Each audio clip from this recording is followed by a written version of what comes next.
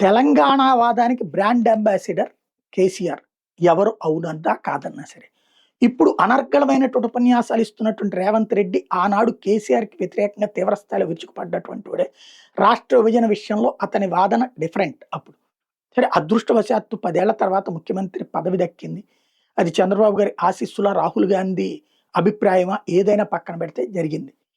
పదే పదే తెలంగాణ వాదాన్ని తెర మీదకి తీసుకొస్తున్నటువంటి వాళ్ళని ప్రోత్సహించినటువంటి ఏది కేసీఆర్‌ని తిట్టడానికి గతంలో తెలంగాణవాద జర్నలిస్టులు, తెలంగాణవాది డిజిటల్ మీడియా వాళ్ళని ప్రోత్సహించింది రేవంత్ రెడ్డి. ఇప్పుడు అధికారంలోకి వచ్చిన తర్వాత వాళ్ళని నిరాదరిస్తే, వాళ్ళు ప్రతి అంశాన్ని తీసుకొచ్చి లింక్ పెట్టి కొడుతున్నారు. అందులో ఇక్కడ చంద్రబాబు గారిని కాంగ్రెస్‌లో ఉన్న ఏ నాయకుడు పొగడడు.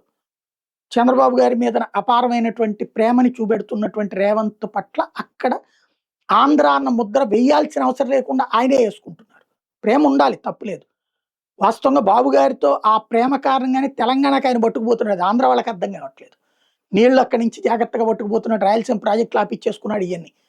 అది ఇక్కడ ప్రేమ ఉండటం వల్లే జరుగుతుంది. బట్ అక్కడ ఉన్న తెలంగాణ వాదులకి బాబు గారి మనిషి అన్నటువంటి ఫీలింగ్ పెంచుకుంటున్నారు. ఇప్పుడు ఆ రావణ్ అరియాస్ జోసెఫ్ అరెస్టో, లేకపోతే గనక అతను టీవీఆర్ అరెస్టో తెలంగాణలో జరిగితే, తెలంగాణలోకి వచ్చి అరెస్ట్ చేస్తే మీరేం చేస్తున్నారు అంటూ అక్కడున్న వీళ్ళు ప్రశ్నిస్తున్నారు.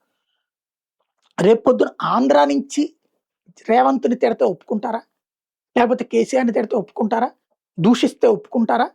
దుర్భాషలాడితే ఒప్పుకుంటారా? కాబట్టి ఇక్కడ ఇందులో తెలంగాణ వాదం, ఆంధ్ర వాదాన్ని తీసుకొస్తున్న వాళ్ళ పట్ల అలర్ట్‌గా ఉండాల్సిన బాధ్యత రేవంత్‌ది.